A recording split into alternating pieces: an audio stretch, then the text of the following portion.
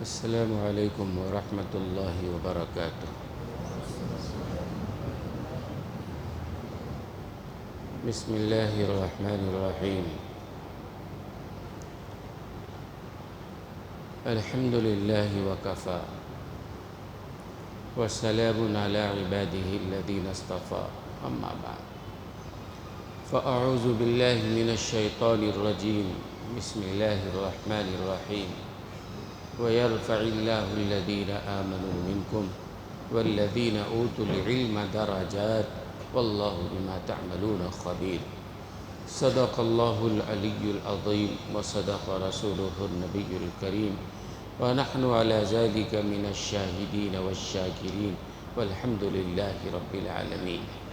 رب اشرح لی صدری ویسر لی امری واحلل عقدۃ من لسانی یفقہوا قولی۔ سبحانک لا علم لنا الا ما علمتنا انک انت العلیم الحکیم۔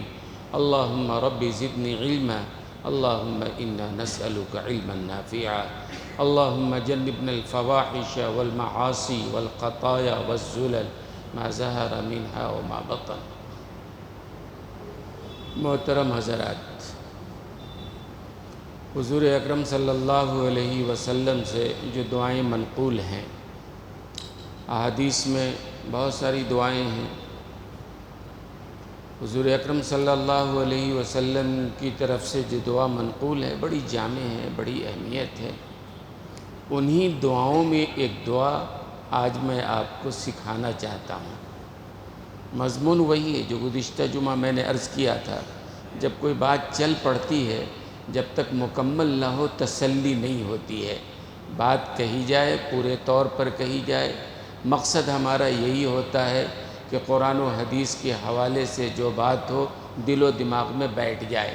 کیونکہ آج کل فتنے بہت ہیں اور فتنے پھیلانے والے بہت ہیں، علماء سے بدظن کرنے والے بہت ہیں، اور علماء کی برائیاں کرنے والے بہت ہیں، علماء اور حفاظ پر تنقید کرنے والے بہت ہیں۔ ایسے موقع پر ہمیں سمجھنا چاہیے کہ ہمارا عمل کیا ہونا چاہیے، اللہ نے کیا ہدایت دی ہے، رسول اللہ صلی اللہ علیہ وسلم نے کیا ارشاد فرمایا ہے۔ تو حضور اکرم صلی اللہ علیہ وسلم کی طرف سے جو دعائیں منقول ہیں بڑی جامع ہیں، بڑی اہمیت ہے۔ انہی دعاؤں میں ایک دعا، بہت ساری دعائیں ہیں، آپ جانتے ہیں ہر دعا تو آپ کو سکھائی نہیں جا سکتی ہے۔ ایک دعا جو ہمارے موضوع سے متعلق ہے وہ میں بتانا چاہتا ہوں۔ سرکار دو عالم صلی اللہ علیہ وسلم نے یہ دعا مانگی ہے اور امت کو یہ دعا مانگنے کی تلقین فرمائی ہے۔ آپ دعا کو یاد کر لیجئے اور اس دعا کو مانگا کیجئے، لیکن ابھی مفہوم سمجھ لیں اور میں جو کہہ رہا ہوں اس بات کو اچھی طرح دل و دماغ میں بٹھا لیں۔ حضور اکرم صلی اللہ علیہ وسلم کی ایک دعا ہے، اللہم انا نعوذ بک من خلیل ماکر ان را حسنۃ دفنہا وَإِنْ رَآ سَيِّئَةً أَذَاعَهَا، او کما قال علیہ السلام۔ سرکار دو عالم صلی اللہ علیہ وسلم نے یہ دعا سکھائی ہے، آپ نے مانگا ہے، امت کو مانگنے کی تعلیم فرمائی ہے۔ کیا مطلب ہوتا ہے؟ اللہم انا نعوذ بک من خلیل ماکرین۔ آج کے حالات میں، آج کے دور میں اور آج کے جو موجودہ طرز ہے اس کے لحاظ سے اس کی بڑی اہمیت بڑھ جاتی ہے۔ اللہم، اے اللہ، انا نعوذ بک، اے اللہ ہم آپ کی پناہ مانگتے ہیں۔ کس چیز سے پناہ مانگ رہے ہیں؟ من خلیل ماکرین، مکار دوست سے اے اللہ ہم کو بچائیے۔ مکار دوست کس کو کہتے ہیں؟ سامنے آئے تو واہ واہ واہ ماشاءاللہ بارک اللہ، آپ تو بہت اچھے ہیں، حضرت ہیں، بڑے عالم ہیں، بڑا مقام ہے، بڑا اچھا بیان ہے، بڑی اچھی قرات ہے۔ پیچھے گئے تو گالیاں، کیا انہیں بات کرتا ہے، اس کا تو عمل ایسا ہے، تو ویسا ہے۔ اس کو کیا بولیں گے؟ مکار دوست ہے۔ مخلص دوست وہ ہے کہ جو سامنے بات کرتا ہے، اگر کوئی غلطی ہو تو خاموشی کے ساتھ آدمی کہتا ہے نا۔ ایک حدیث میں آیا کہ المومن مرآۃ المومن، مومن بالکل مومن کے لیے ایسا ہے جیسے آئینہ۔ مومن کے لیے کیسا ہے؟ آئینے کی طرح۔ مومن کے لیے کیسا ہے؟ آئینے کی طرح۔ مطلب حضور اکرم صلی اللہ علیہ وسلم کی اس حدیث کا مطلب ہے کہ آئینہ اگر آپ سامنے لاؤ گے تو آئینہ خاموشی کے ساتھ آپ کے داغ دھبے کو بتا دے گا، شور نہیں مچائے گا، دوسرے کو نہیں جا کے بتائے گا۔ آئینہ رکھ دیا، بات ختم ہو گئی، اس کو پتہ بھی نہیں ہے۔ آئینہ سامنے لاؤ گے تو تمہارے داغ دھبے کو خاموشی کے ساتھ بتا دے گا، اور رکھ دیا تو بات ختم، پھر وہ چیختا چلاتا نہیں پھرے گا۔ مومن کے لیے آئینہ ہے، مطلب یہ ہے کہ ایک مومن دوسرے مومن بھائی میں کوئی کمی دیکھتا ہے، کوئی خامی دیکھتا ہے، چلو اپنے امام میں، اپنے مؤذن میں، اپنے عالم میں، اپنے خطیب میں، اپنے مفتی میں، اپنے قاضی میں جو کوئی برائی دیکھتا ہے تو کیا کرنا چاہیے؟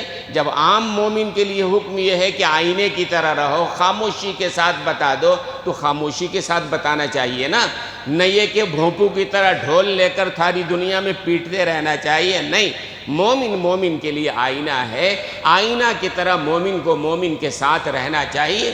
تو اللہ کے رسول نے کیا فرمایا؟ اللہم انا نعوذ بک من خلیل ماکر۔ اللہ کے رسول نے یہ مانگی ہے نا دعا، ہمیں بھی مانگنا چاہیے، اے اللہ مکار دوست سے ہم کو بچائیے۔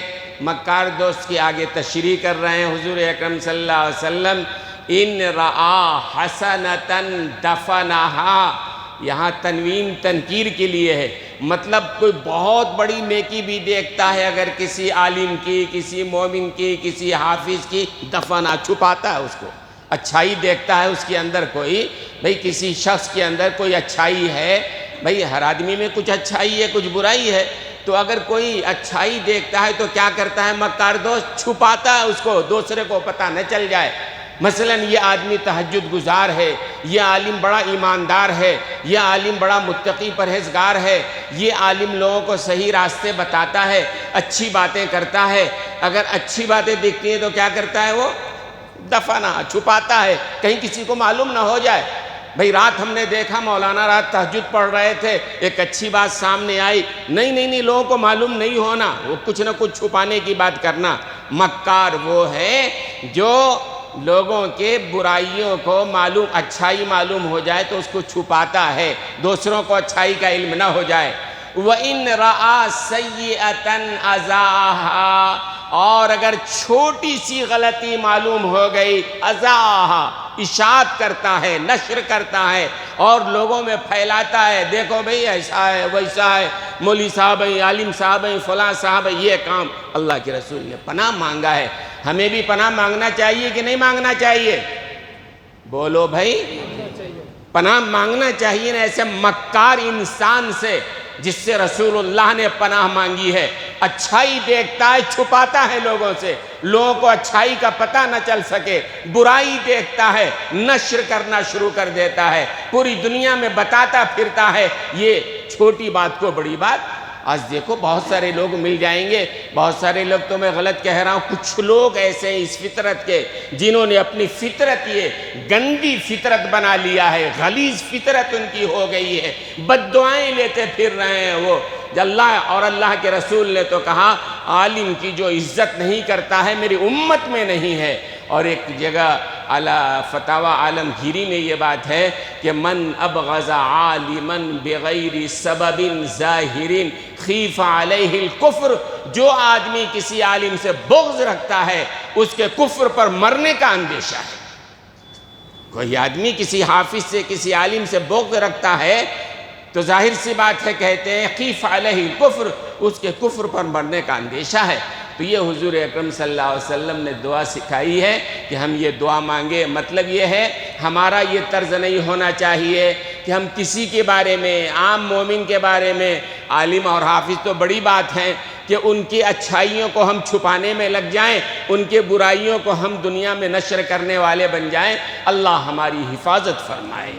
رسول اللہ صلی اللہ علیہ وسلم نے اس حدیث میں وہی دعا مانگی ہے اور وہی دعا امت کو سکھایا ہے۔ تم ایسے مت بن جانا کہ لوگوں کی اچھائیوں کو چھپانے والے بن جاؤ اور برائیاں کو دوسرے کے اندر بیان کرنے والے بن جاؤ۔ علماء ایسے ہوتے ہیں، ارے دنیا میں لاکھوں عالم ہے، سب سے ملاقات کر لیا ہے تم نے، اور علماء کے بغیر تو تمہارا گزر بھی نہیں ہے، مرو گے جنازہ وہی پڑھائیں گے، دوسرے تو نہیں پڑھاتے ہیں نا۔ ہے نا، ہر موقع پر زندگی میں بھی ان کی ضرورت پڑتی رہتی ہے، انہی کی برائی کرتے رہتے ہو، ذرا اچھی طرح سوچو کیا ہوگا۔ اور میں قرآن کریم کے حوالے سے جو بات سمجھانا چاہتا ہوں، خدا کرے ہم سب کے دل و دماغ میں وہ بات بیٹھ جائے۔ یہ بے ادبی جو ہے نا بہت بڑا مرض ہے، مہلک بیماری ہے۔ جیسے کینسر کی بیماری ہوتی ہے، اللہ سب کی حفاظت فرمائے۔ کینسر کی بیماری بڑی خطرناک بیماری ہے نا، لگ گئی تو بڑے مشکل سے اس سے شفا یابی ہوتی ہے نا۔ تو یہ کینسر سے بھی زیادہ بدترین بیماری ہے جو بے ادبی کی بیماری ہے، مہلک ترین بیماری ہے۔ آدمی بے ادبی کرنے لگے، علماء کی بے ادبی کرنے لگے، حفاظ کی بے ادبی کرنے لگے، دوسروں کے بے ادبی کرنے لگے۔ یہ بے ادبی جو ہے نا بہت ہی مہلک ترین بیماری ہے۔ اور ادب بہت بڑی زینت ہے، بہت بڑا کمال ہے، بہت بڑا عمل ہے۔ آج ہم بے ادبی کو کمال سمجھتے ہیں، ہم نے فلاں کو گالیاں دے دیا، ہم نے فلاں کو گالیاں دے دیا، ارے یہ بے ادبی ہے جو تباہ کرنے والی۔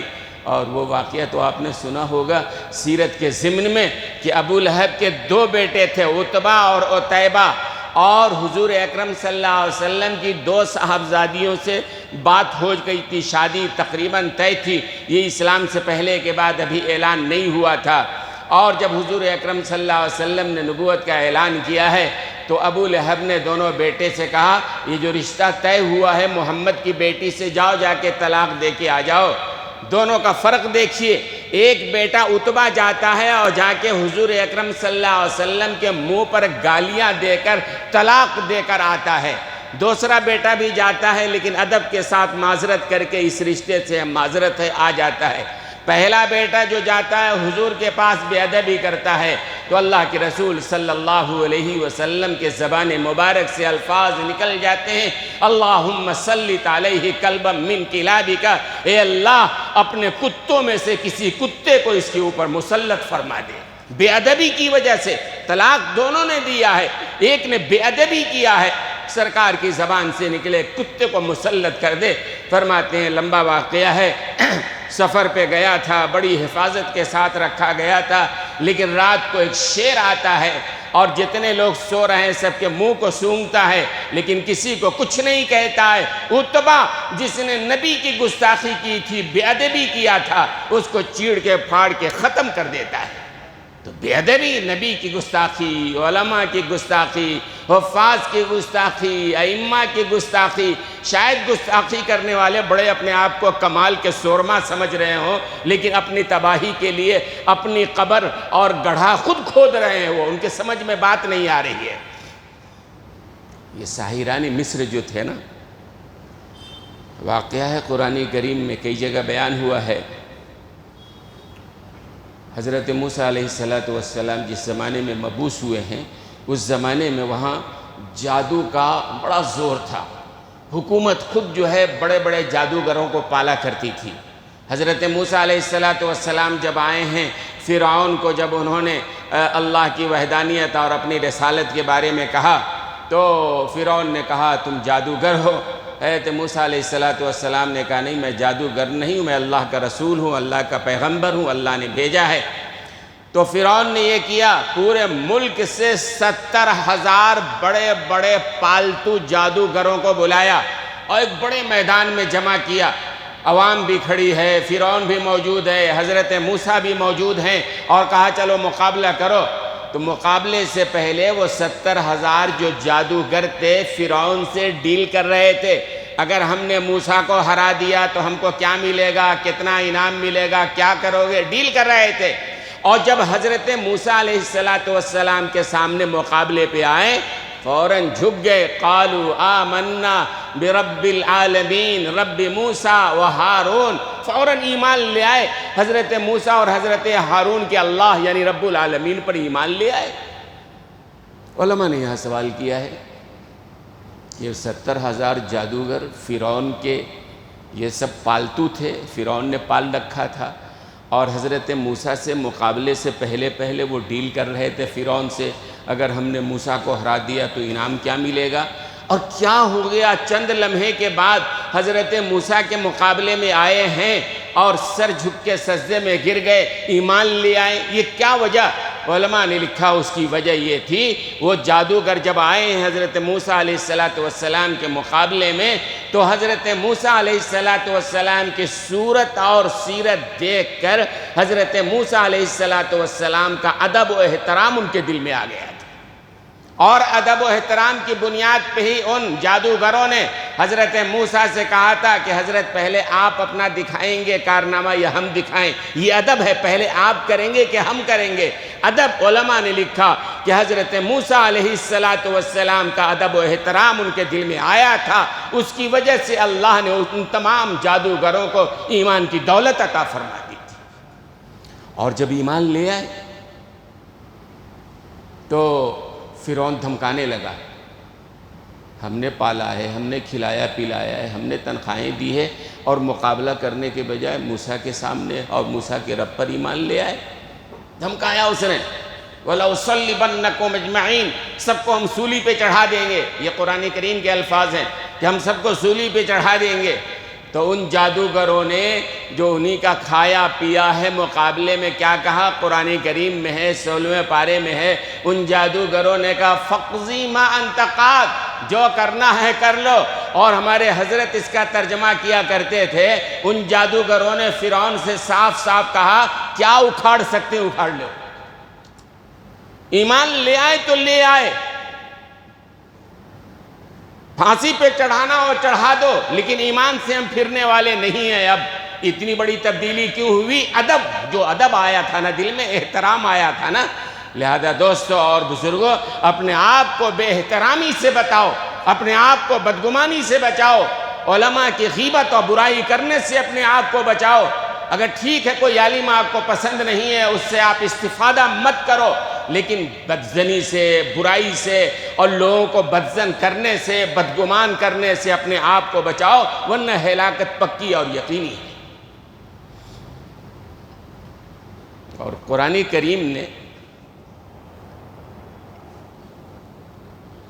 کریم نے بڑی تمہیدوں کے ساتھ ایک دعویٰ کیا ہے۔ ہم قرآن کی بات کرتے ہیں تاکہ اور سمجھ میں آئے اچھے طریقے سے۔ قرآن کریم نے بڑی تمہیدوں کے ساتھ ایک دعویٰ کیا ہے۔ قرآن کہتا ہے کہ ایمان اور کفر برابر نہیں ہو سکتے۔ قرآن کہتا ہے کہ نور اور ظلمت برابر نہیں ہو سکتے۔ قرآن کہتا ہے یہ دھوپ اور چھاؤں برابر نہیں ہو سکتے۔ قرآن کہتا ہے کہ بینا اور نابینا، اندھا اور آنکھ والا دونوں برابر نہیں ہو سکتے۔ بھائی ایمان و کفر کیوں برابر نہیں ہو سکتا ہے؟ ظاہر سی بات ہے، ایمان نجات کا ذریعہ ہے، ایمان جنت میں جانے کا ذریعہ ہے، کفر ہلاکت کا ذریعہ ہے، تباہی کا ذریعہ ہے، جہنم میں جانے کا ذریعہ ہے۔ دونوں ایک ہو سکتا ہے؟ نہیں نا، ایمان کفر دونوں برابر نہیں ہو سکتے۔ ایسے ہی نور اور ظلمت، رات اور دن، روشنی اور تاریکی دونوں برابر ہو سکتے ہیں؟ اگر روشنی ہے تو روشنی میں اطمینان ہے، سکون ہے نا؟ اگر اندھیرا ہے، تاریکی ہے، ظلمت ہے تو آدمی کی بے اطمینانی ہے، خطرہ ہے، پریشانی ہے، پتہ نہیں اندھیرے میں کیا ہو نہ ہو۔ دونوں برابر نہیں ہو سکتے۔ دھوپ اور سایہ برابر نہیں ہو سکتا ہے۔ دھوپ کے اندر کلفت ہے، زحمت ہے، مشقت ہے، دھوپ ہے، پریشانی ہے۔ اگر سایہ ہے، آرام ہے، راحت ہے، اطمینان ہے نا، دونوں برابر نہیں ہو سکتے۔ ایسے قرآن کریم نے دعویٰ کیا بینا اور نابینا برابر نہیں ہو سکتے۔ کیوں؟ آپ بھی جانتے ہیں، جس کو اللہ نے بینائی دی ہے، جس کی آنکھوں سے دکھ رہا ہے، وہ منزل پر آسانی سے پہنچ سکتا ہے، وہ راستے کے گڑھوں سے، غاروں سے، ٹھوکروں سے اور اس طرح کی چیزوں سے بچتا بچاتا ہوا اپنی منزل پر جا سکتا ہے۔ لیکن جو نابینا ہے، جس کو اللہ نے بینائی نہیں دی ہے، وہ ظاہر سی بات ہے غروں سے، گاڑوں سے، اونچ نیچ سے، نشیب و فراز سے واقف نہیں ہوتا ہے۔ تو اتنی بات تو سمجھ میں آ رہی کہ بینا نابینا نہیں برابر ہو سکتا نا۔ یہ قرآن کریم کا دعویٰ ہے، اور قرآن کریم کا یہ دعویٰ بھی ہے کہ هل يستوي الذين يعلمون والذين لا يعلمون، علم والے اور بے علم جو ہے وہ برابر نہیں ہو سکتے۔ اور میں نے گزشتہ جمعہ بتایا ہے کہ قرآن کی نگاہ میں علم کا لفظ بولا جائے تو اس سے کیا مراد ہوتا ہے؟ ماشاءاللہ یاد رکھا ان لوگوں نے، قریب کے لوگوں نے، قرآن میں جہاں بھی علم کا لفظ آیا ہے مراد وہ علم ہے جو اللہ کے قریب کرنے والا علم ہو، جو اللہ کی رضا حاصل کرنے کا طریقہ بتانے والا علم ہو۔ وہ علم نہیں ہے جو اللہ سے دور کر دے، وہ علم نہیں ہے جو اللہ کا باغی بنا دے، وہ علم نہیں ہے، لعنت ہے۔ علم وہی کہلانے کے قابل ہے جو علم اللہ کے قریب کرنے والا ہو۔ وہ علم اصل میں علم ہے کہ آدمی دنیا میں اپنے آنے کے مقصد کو جانے۔ یہ ڈاکٹری، یہ انجینئری، یہ عدالت، یہ فلاسفر، یہ فلاں، یہ سب دنیا کی ضرورت ہے، مقصد نہیں ہے۔ مقصد کیا ہے؟ ہماری آخرت کامیاب ہو جائے۔ مرنے کے بعد جو فرشتے قبر میں آئیں گے آپ کے ڈاکٹری کو نہیں پوچھیں گے، آپ کے سند کو نہیں پوچھیں گے، آپ نے دنیا میں کیا کارنامہ انجام دیا نہیں پوچھیں گے، آخرت کے لیے کیا کیا اور اللہ کو کتنا راضی کیا، کتنے نیک اعمال کیے، وہ سوال کیا جائے گا۔ تو قرآن کریم کا دعویٰ ہے تمہیدوں کے ساتھ، جیسے بینا نابینا برابر نہیں، جیسے دھوپ چھاؤ برابر نہیں، جیسے نور اور ظلمت برابر نہیں، جیسے کفر اور ایمان برابر نہیں، اہل علم اور غیر اہل علم بھی برابر نہیں۔ اور وَيَرْفَعِ اللَّهُ الَّذِينَ آمَنُوا مِنْكُمْ وَالَّذِينَ أُوتُوا الْعِلْمَ دَرَجَاتٍ۔ قرآن کریم کی اس آیت کو جو میں نے تلاوت کیا ہے اس کا ترجمہ صاف صاف ہے، اور اللہ تعالیٰ بلند کرتا رہے گا اہل ایمان کو جن کے سینوں میں علم کی دولت ہے، جن کے سینے میں ایمان کی دولت ہے، اور وَأُوتُوا الْعِلْمَ، اور اللہ ان کو بلند کرتا رہے گا جن کے سینے میں علم کی مایا ہے، علم کا دھن ہے، علم کی دولت ہے، اللہ ان کو بلند کرتا رہے گا۔ کثیر ابن قیس ایک تابعی بزرگ ہیں، فرماتے ہیں کہ دمشق کے جامع مسجد میں میں بیٹھا ہوا تھا اور ایک صحابی رسول حضرت ابو دردہ رضی اللہ تعالی عنہ تشریف فرما ہے۔ کہاں؟ شام میں دمشق کی جامع مسجد میں۔ کثیر ابن قیس تابعی ہیں اور صحابی حضرت ابو دردہ کے پاس بیٹھے ہوئے ہیں۔ کہتے ہیں میں بیٹھا ہوا تھا تو میں نے دیکھا ایک آدمی آیا اور آنے کے بعد حضرت ابو دردہ کو سلام کر کے کہنے لگا کہ صحابی رسول، اور میں آپ کے پاس جو آیا ہوں مدینے سے سفر کر کے شام آیا ہوں، اور مدینے سے دمشق کا سفر تقریباً 1000 کلومیٹر کے آس پاس ہے، اتنا بڑا سفر۔ اور اس زمانے کا سفر جب فلائٹیں نہیں تھی، ریل نہیں، بس نہیں، اونٹوں کی سواری ہوا کرتی تھی، گھوڑوں کی سواری ہوا کرتی تھی، صحرا کا تپتا ہوا ریگزار ہوا کرتا تھا، ہے نا۔ مدینے سے ایک آدمی چل کے 1000 میل کا سفر کر کے دمشق کے جامع مسجد میں پہنچ رہا ہے، اور حضرت ابو دردہ سے کہہ رہا ہے حضرت میں آپ سے ایک حدیث معلوم کرنے کے لیے آیا ہوں، مجھے معلوم ہوا ہے کہ آپ رسول اللہ صلی اللہ علیہ وسلم سے ایک حدیث نقل فرماتے ہیں، وہ حدیث براہ راست میں آپ سے سننے کے لیے آیا ہوں۔ تو حضرت ابو دردہ رضی اللہ تعالی عنہ نے کہا فما جاء بک تجارت، تجارت کی غرض سے آئے ہوگے؟ عام طور سے مدینے اور شام کے درمیان لوگ تجارت کے لیے آتے جاتے رہتے تھے، تجارت کی غرض سے آئے ہوگے، ضمناً مسئلہ معلوم کرنے چلے آئے؟ نہیں حضرت میں تجارت کے غرض سے نہیں آیا ہوں۔ پھر اس کے بعد حضرت ابو دردہ نے کہا ولا جاء بک غیرہ، ٹھیک ہے تجارت نہیں، کوئی اور مقصد ہوگا، کسی سے ملنے آئے ہوگے، کوئی اور کام ہوگا ضمناً، ہے نا۔ ہمارے ہاں تو دین کا معاملہ ضمناً ہی ہوتا ہے نا، ڈاکٹر کے یہاں جانا، اپائنٹمنٹ لے کے جانا، فیس بھی دے کے آنا، لائر کے پاس جانا، پہلے اپائنٹمنٹ لینا، ٹائم لینا، پھر جانا۔ علماء کے ہاں نہ دن ہے، نہ رات ہے، نہ صبح ہے، نہ شام ہے، نہ راستہ ہے، بس کہاں راستے میں مل گئے، حضرت یہ مسئلہ بولو۔ یہ دین کی توہین ہے، یہ دین کے علم کی توہین ہے۔ اگر دین کے علم کی اہمیت ہوتی ہے کام نہ کرتے۔ اور میں امام مالک رحمۃ اللہ علیہ کی بات بتاتا ہوں، ہمارے پاس بھی کئی لوگ ہوتے ہیں جو جمعہ کے لیے ہم جا رہے ہوتے ہیں، پیچھے حضرت یہ مسئلہ بولو، ارے کچھ تو عقل ہونی چاہیے، آفس میں آ کے بیٹھو، پوچھو کم سے کم، یہ راستے میں چل رہے یہ مسئلہ بولو۔ امام مالک رحمۃ اللہ علیہ کی بات کرتا ہوں، امام مالک رحمۃ اللہ علیہ اتنے بڑے عالم تھے کہ اس زمانے کے بادشاہ نے ہارون رشید نے اعلان کر دیا تھا کہ امام مالک جب تک مدینے میں ہیں دوسرا کوئی اور فتویٰ نہیں دے سکتا ہے، امام مالک کے ہوتے ہوئے دوسرا کوئی فتویٰ نہیں دے سکتا ہے۔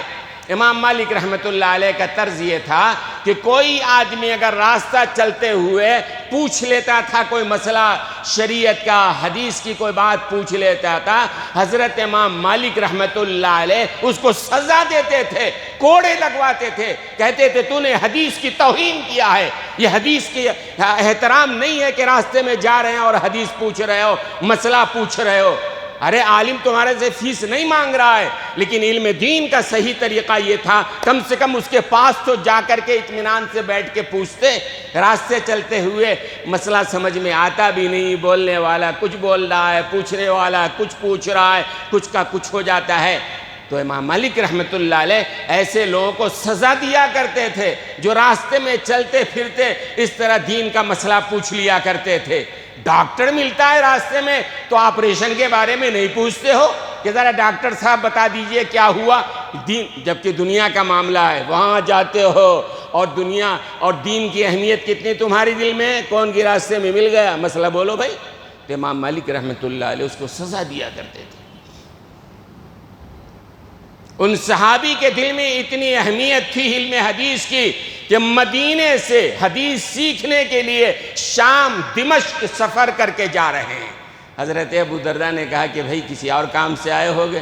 کہا نہیں حضرت، نہ تجارت مقصد ہے، نہ کسی سے ملنا مقصد ہے، نہ کوئی اور کام ہے، صرف اور صرف وہ حدیث میں سیکھنے آیا ہوں آپ کے پاس سے جو آپ رسول اللہ صلی اللہ علیہ وسلم سے نقل فرماتے ہیں۔ 1000 میل کا سفر کر کے، اونٹوں کا سفر کر کے، اور اس طرح سے یہ جنگلوں کا اور صحراؤں کا سفر کر کے میں علم حدیث سیکھنے کے لیے آیا ہوں۔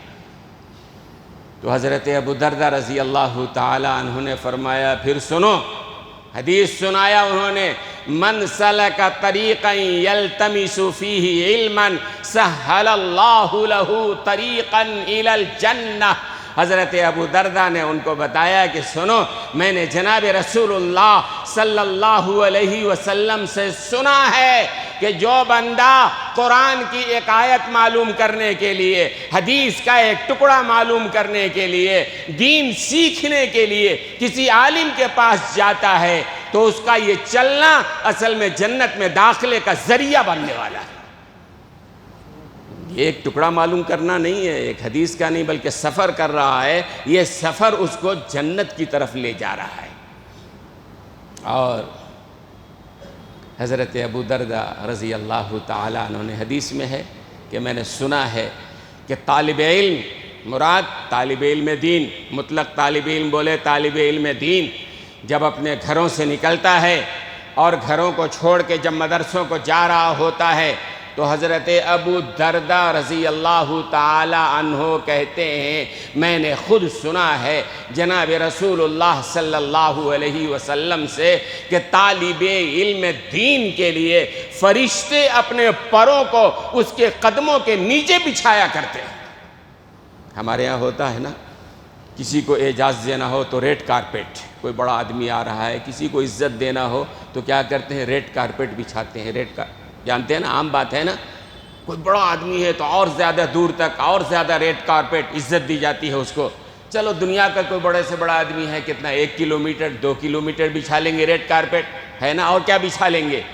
لیکن یہاں یہ ہے رسول اللہ کہہ رہے ہیں علم دین والا جو آدمی ہے فرشتے اس کے قدموں کے لیے اپنے نورانی پر کو بچھاتے ہیں جہاں تک وہ جا رہا ہے۔ 1000 کلومیٹر 2000 کلومیٹر ریڈ کارپیٹ کتنا بچھاؤ گے، 1 کلومیٹر 2 کلومیٹر اور کیا بچھاؤ گے، اور وہ بھی اس کی حیثیت کیا ہے۔ فرشتے اپنے پروں کو ان علماء کے ادب و احترام کے لیے، ان طلباء علم دین کے لیے احترام کے لیے اپنے قدموں کے نیچے اپنے پر کو بچھا دیا کرتے ہیں۔ اور حدیث میں آتا ہے، بہت سارے لوگوں کو اعتراض ہوتا ہے کہ کیا بھئی آخر حدیث میں آتا ہے حضور اکرم صلی اللہ علیہ وسلم نے فرمایا نوم العلماء عبادتن، نوم العلماء، آپ بھی حدیث یاد کر لیجئے، چھوٹی سی حدیث ہے، نوم العلماء عبادتن، اس کا ترجمہ ہوگا علماء کا عبادت تو عبادت ہے ہی، علماء کا سونا بھی عبادت ہے۔ کون کہہ رہا ہے یہ؟ جناب رسول اللہ صلی اللہ علیہ وسلم فرما رہے ہیں علماء کا سونا بھی عبادت میں شامل ہوتا ہے۔ اب کچھ لوگ ہوں گے جن کی ٹیڑھی نظر ہوگی، کیا بھئی آخر کیسا آخر علماء کا سونا عبادت ہو گیا؟ تو علماء نے اس کو بھی سمجھایا ہے، حدیث کو سمجھو۔ مثال کے طور پر آپ اپنے گھر ایک کارپینٹر کو لاتے ہیں، لوہار بڑھئی جو ہوتا ہے، آپ نے طے کر لیا بھائی دن کا تم کو 1500 روپے دیں گے، ہمارے ہاں کام کرنا ہے۔ کارپینٹر آپ کے گھر پہ آتا ہے، کام کرتے کرتے اس کی اوزار، اس کی آری وغیرہ کند ہو جاتی ہے، تو کیا کرتا ہے وہ؟ بیٹھ کے اس کو تیز کرنے لگتا ہے نا، تیز کرتا ہے۔ اب آپ جو ہے جتنی دیر اس نے اپنے اوزار کو، اپنے آری کو تیز کرنے میں لگایا ہے، دنیا کا کوئی بندہ نہیں کہے گا اتنے دیر کی مزدوری ہم کاٹ لیں گے۔ تم نے کام نہیں کیا بھئی، اپنے اوزار کو تم تیز کرتے رہے، لہذا 1 گھنٹہ یا آدھا گھنٹے کی مزدوری ہم کاٹ لیں گے۔ دنیا کا کوئی بندہ نہیں، بلکہ وہ جو اوزار وہ جو تیز کر رہا ہے وہ بھی اس کی مزدوری میں شامل ہے۔ ہوتا ہے نہیں ہوتا ہے نا؟ ایسے ہی حضور اکرم صلی اللہ علیہ وسلم کے کہنے کا مطلب ہے یہ علماء ہیں جو رات دن لگے ہوئے ہیں، دین کی اشاعت میں لگے ہوئے ہیں، اور پڑھتے پڑھتے تھک کے سو جاتے ہیں، تو ان کا جس طرح جاگنا عبادت ہے اور تھک کے سو گئے ہیں، ان کا سونا بھی عبادت میں شامل ہے۔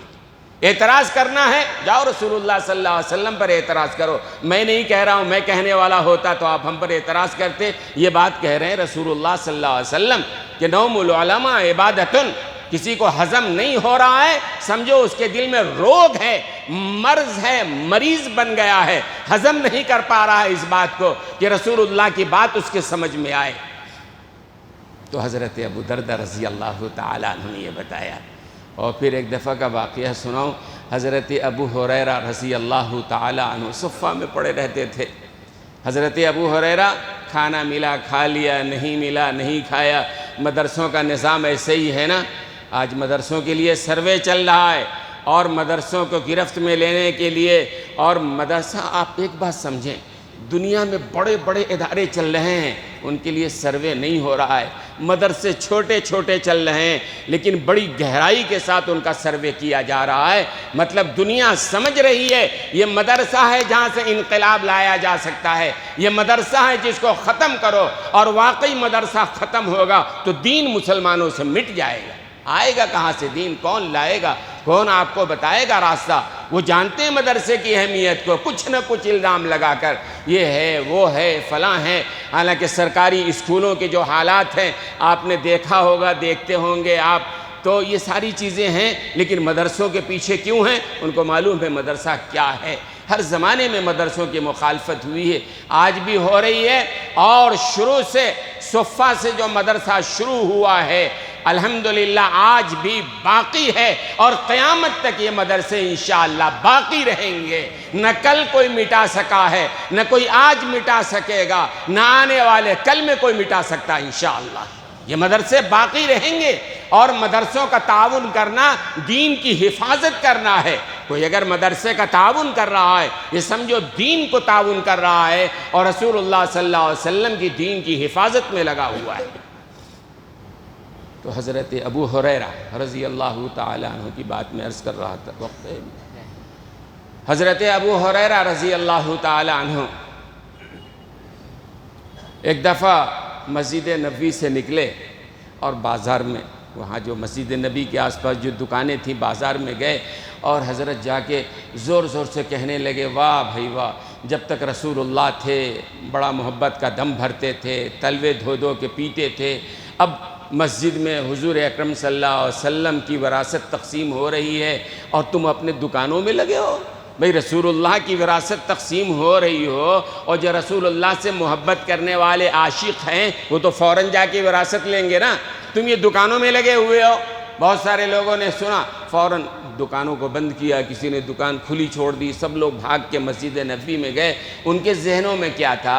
حضور کی وراثت کا مطلب تھا شاید حضور اکرم صلی اللہ علیہ وسلم کی امامہ مبارک کو تقسیم کیا جا رہا ہو، سرکار دو عالم صلی اللہ علیہ وسلم کی جبہ مبارک کو تقسیم کیا جا رہا ہو، شاید حضور اکرم صلی اللہ علیہ وسلم کے نالین مبارکین کو تقسیم کیا جا رہا ہو۔ چلتے ہیں چل کے اگر آپ کے امامے کا ایک ٹکڑا بھی مل گیا، اگر آپ کے جبے کا، آپ کے نالین کا ایک چھوٹا سا ٹکڑا بھی مل گیا، ہمارے گھر میں برکت آ جائے گی اور ہمارا بہت ہی یہ سب بھاگ کے آئے۔ جا کے مسجد نبوی میں دیکھا نہ حضور کا کپڑا تقسیم ہو رہا ہے، نہ جبہ، نہ امامہ، نہ کچھ لوگ ہیں جو قرآن پڑھ رہے ہیں، کچھ حدیث پڑھ رہے ہیں، کچھ لوگ ہیں جو بہرحال وہاں بیٹھ کر کے وہ قرآن و حدیث کے مسائل پر مذاکرہ کر رہے ہیں۔ اب لوگ آئے تو غصہ آیا کہ حضرت ابو ہریرہ نے یہ کہا تھا۔ حضرت ابو ہریرہ بھی آئے، لوگوں کو غصہ ہوا اور غصہ ہو کر دانت پیس کر ان کی طرف دوڑنے لگے، اور کچھ لوگوں نے کہہ بھی دیا کہ بھائی آپ تو صحابی رسول ہیں، آپ سے جھوٹ کی امید نہیں تھی، آپ نے جھوٹ کہا کہ حضور کی وراثت تقسیم ہو رہی ہے، کہاں حضور کے نالین، حضور کی جبہ مبارک، امامہ مبارک تقسیم ہو رہے ہیں؟ تو حضرت ابو ہریرہ نے تعجب آمیز تبسم فرمایا کہ بے شک نبی کے بھی دو آنکھیں تھیں، ہمارے بھی دو آنکھیں ہیں، نبی کے بھی دو ہاتھ تھے، ہمارے بھی دو ہاتھ ہیں، لیکن دونوں یکساں ہونے کے باوجود نبی میں ہم میں فرق ہے۔ تم نبی کو اپنے جیسا انسان سمجھتے ہو، دنیا کے عام انسان مرتا ہے تو وراثت میں زمین، جائیداد، مال، دولت، روپے، پیسہ یہ چھوڑ کے جاتا ہے نا۔ نبی جو ہے وہ مال و دولت چھوڑ کے نہیں جاتا ہے، بلکہ نبی کی وراثت جو ہے یہ قرآن اور حدیث کا علم ہے، اور یہ لوگ جو قرآن و حدیث کا علم حاصل کر رہے ہیں یہ نبی کی وراثت حاصل کر رہے ہیں۔ بات سمجھ میں آ رہی ہے؟ تو بہرحال علم دین کے لیے آدمی کو ہر صورت میں قربانی دینا ہے، اس کے لیے جد و جہد کرنا ہے، اور ہم آپ تو کیا قربانی دیں گے، قربانی دینے والوں نے دیا ہے۔ اگر اس کا ہم تذکرہ کرتے ہیں تو آدمی کو یقین بھی نہیں ہوتا ایسا ہوا ہوگا، آدمی سوچتا ایسا ہوا ہوگا۔ یہ حدیث میں جو آیا، جو علم کے لیے قربانی دیا ہے، علم دین کے لیے جو قربانی دیا ہے، ایک واقعہ کتابوں کے اندر لکھا ہے کہ ایک صاحب عبد الرحمن ابن قاسم تھے، تو وہ مصر کے رہنے والے تھے۔ مصر میں جب انہوں نے سنا کہ امام مالک رحمۃ اللہ علیہ مدینے میں مسجد نبوی میں درس دیتے ہیں، بڑے عالم ہیں اور اللہ نے بڑا علم دیا ہے، بڑی شہرت ہے، تو مصر میں رہنے والے عبد الرحمن ابن قاسم کے دل میں خیال ہوا کہ ہم بھی جائیں گے، ان کے پاس جا کے علم دین حاصل کریں گے۔ لیکن صورتحال یہ تھی کہ گھر میں بیوی ہے، وہ حاملہ ہے، دوسرا کوئی تیمارداری کرنے والا نہیں ہے، دیکھنے والا نہیں ہے۔ تو انہوں نے اپنی بیوی سے پوچھا کہ دیکھو صورتحال یہ ہے کہ میں مدینے جانا چاہتا ہوں امام مالک کے پاس علم حدیث، علم دین حاصل کرنے کے لیے، گھر میں کوئی دوسرا نہیں ہے، اگر تم اجازت دو تمہارا حق ہے، اس لیے کہ حدیث میں آتا ہے ان لزوجک علیک حقا، تمہاری بیوی کا بھی تمہارے اوپر حق ہے۔ یہ حدیث میں اللہ کے رسول نے فرما دیا ہے، بیوی کا بھی تمہارے اوپر حق ہے۔ تو حضرت عبد الرحمن ابن قاسم نے کہا بھئی نکاح کر کے لائے تھے اس کے حقوق ادا کرنے کے لیے، اور ہم کو مدینہ جانا ہے علم حدیث حاصل کرنے کے لیے۔ بیوی سے پوچھا، بیوی نے کہا الحمدللہ آپ علم حدیث حاصل کرنا چاہتے ہیں، الحمدللہ آپ جائیے۔ عبد الرحمن ابن قاسم آئے مدینہ، اور حضرت امام مالک رحمۃ اللہ علیہ کی مجلس میں 1 سال علم حاصل کیا، 2 سال علم حاصل کیا، 3 سال علم حاصل کیا۔ جتنا علم حاصل کر رہے ہیں اتنے ہی پیاس اور بڑھتی چلی جا رہی ہے۔ اور حدیث میں آتا ہے، غور سے سنیں یہ حدیث میں آتا ہے، غور سے سنیے گا، منہومان لا یشبعان، 2 ایسے حریص ہیں جن کی حرص کبھی ختم ہونے والی نہیں ہے۔ یہ حدیث حضور اکرم صلی اللہ علیہ وسلم کی بات، منہومان 2 ایسے پیاسے، 2 ایسے حریص ہیں لا یشبعان، کبھی ان کو حرص سے چھٹی نہیں ملے گی، ان کا حرص بڑھتا چلا جائے گا، بڑھتا چلا جائے گا۔ 2 آدمیوں کے بارے میں ہے نا، فرمائے کہ 2 ہیں جن کا حرص کبھی کم نہیں ہوگا، بڑھتا چلا جائے گا، پیاس بڑھتی چلی جائے گی۔ فرمایا کہ منہومان لا یشبعان، منہوم فی العلم منہوم فی المعال، یہ 2 آدمی ہیں مال کا حریص جتنا مال آ جائے بڑھتا چلا جائے گا، پیاس بڑھتی چلی جائے گی۔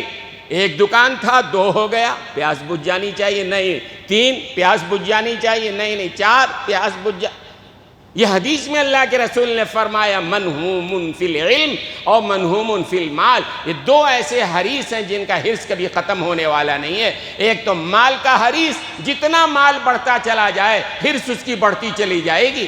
اگر ایک ملک کا بادشاہ ہے، وہ چاہتا ہے کہ پوری دنیا کے ممالک کا، 7 ملکوں کا اور دنیا کے تمام ممالک پر ہمارا آرڈر چلے۔ یہ مال کی خاصیت ہے کہ مال والے جو ہے نا، ان کا حرص نہیں، چلو بھئی اللہ نے بہت دیا ہے، ہماری ضرورت کے لیے کافی ہے، اللہ نے گھر دیا ہے، کاروبار دیا ہے، بچے دیے ہیں، چلو اللہ کا حق ادا کریں گے ہم، نماز روزے قاعدے سے۔ منہوم فی العلم منہوم فی المال، یہ مال کا حرص بڑھتا چلا جائے گا۔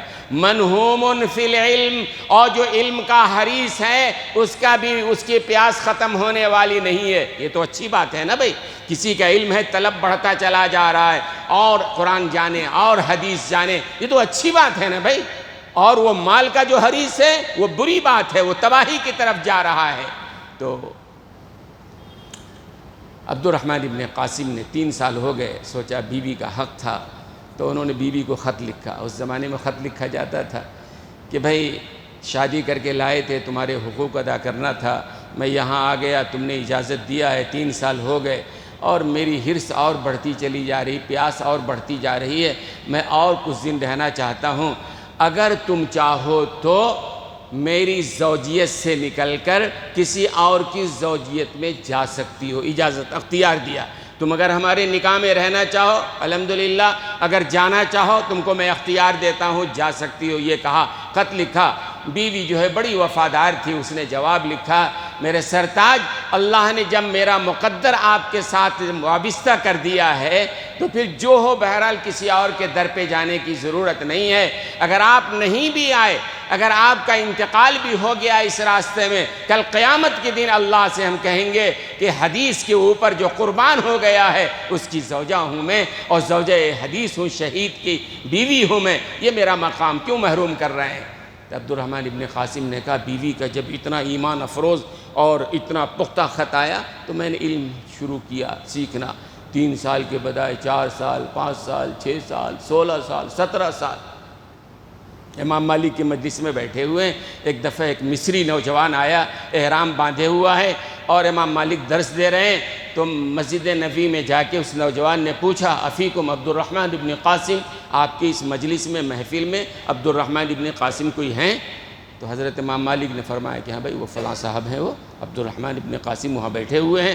وہ نوجوان دوڑتا ہوا گیا، دونوں بازوؤں سے اٹھایا، سینے سے لگایا، آنکھوں سے آنسو جاری ہے، اور کان میں اس نوجوان نے کچھ کہہ دیا، اور عبد الرحمن ابن قاسم کو ان کی آنکھوں سے آنسو جاری ہو گئے، اور بے تابانہ رو رہے ہیں، روتے چلے جا رہے ہیں۔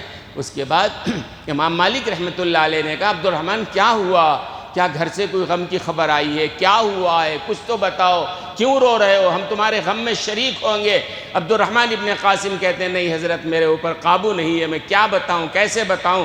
لیکن حضرت مالک نے اصرار کیا، تو عبد الرحمن ابن قاسم نے کہا کہ حضرت بات دراصل یہ ہے، میں گھر سے جب آیا تھا آپ کے ہاں علم دین سیکھنے کے لیے، میری بیوی حاملہ تھی، اور میرے غائبانے میں یہ بچہ پیدا ہوا میرا، اور پھر اتنا کمایا کہ 16-17 سال کی عمر میں حج اس کے اوپر فرض ہو گیا۔ حج کرنے کے لیے جب آ رہا تھا تو اس کی ماں نے کہا تھا، جب مدینے جانا تو مسجد نبوی میں امام مالک ہیں، امام مالک کی مجلس میں ان کے پاس علم دین حاصل کر رہے ہیں تمہارے والد سے مل کے آنا، سلام اور دعا کر کے آنا۔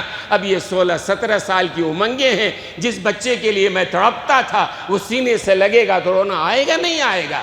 علم دین کے لیے لوگوں نے اس طرح بڑی سے بڑی قربانی دی ہے، اور آج بھی ضرورت ہے۔ الحاد کی ہوا چل رہی ہے، الحاد کی ہوا چل رہی ہے، ہمارے بچے مرتد ہو رہے ہیں، ہماری بچیاں مرتد ہو رہی ہیں۔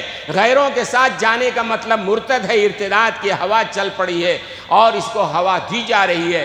علم دین جس کے پاس ہے وہ چاہے جان چلی جائے ایمان دینے کے لیے تیار نہیں ہوگا۔ ایمان وہی لوگ دیتے ہیں جن کے پاس ایمان نہیں ہے۔ تو ضرورت ہے جو میں نے گزشتہ جمعہ بھی آپ سے کہا تھا کہ کوشش کیجئے آپ خود عالم بنیں، نہیں بن سکتے ہیں عالم، اپنی اولاد کو عالم بنائیے، چلو کسی وجہ سے وہ بھی ممکن نہیں، کم سے کم علماء کی سننے والے تو بن جائیں، علماء سے محبت کرنے والے تو بن جائیں۔ اللہ کے رسول نے فرمایا تھا نا، گزشتہ جمعہ بھی میں نے عرض کیا تھا، کن عالماً او متعلماً او مستمعاً او محباً فلا تکن خامسا وإلا فتہلک۔ حضور کی اس حدیث کا مطلب ہے علم سکھانے والے بن جاؤ، علم سیکھنے والے بن جاؤ، علماء کی بات سننے والے بن جاؤ، یا علماء سے محبت کرنے والے بن جاؤ، فلا تکن خامسا، پانچویں مت بن جانا، ورنہ تمہاری ہلاکت اور تباہی متعین ہے۔ اور میں نے کہا تھا حافظ ابن عبد البر رحمۃ اللہ علیہ فرماتے ہیں پانچویں سے مراد یہ ہے علماء پر کیچڑ اچھالنے والے نہ بن جانا، علماء سے بدظن کرنے والے نہ بن جانا، علماء کی برائیاں کرنے والے نہ بن جانا۔ اللہ کے بندے زبان پر لگام تو دو، بلا وجہ خام خواہی کے لیے کون سا کار خیر انجام دے رہے ہو؟ کسی عالم سے کوئی اگر فائدہ اٹھا رہا ہے اس کو بدظن کر کے عوام کو توڑ دو گے، یہ بھلائی کا کام ہے؟ یہ تو شیطان کا کام ہوا کہ دین سے دور کر رہا ہے۔ تو اللہ ہماری حفاظت فرمائے، اور اللہ تعالیٰ نے ہم سب کے دل و دماغ میں علم دین، علم شریعت کی اہمیت، اور خود بھی ہمیں علم دین سیکھنے والے، اپنی اولاد کو عالم حافظ بنانے والے اور ان کی قدر کرنے والے بنے۔ اللہ تبارک و تعالی ہم سب کو سمجھنے اور صحیح عمل کرنے کی توفیق عطا فرمائے۔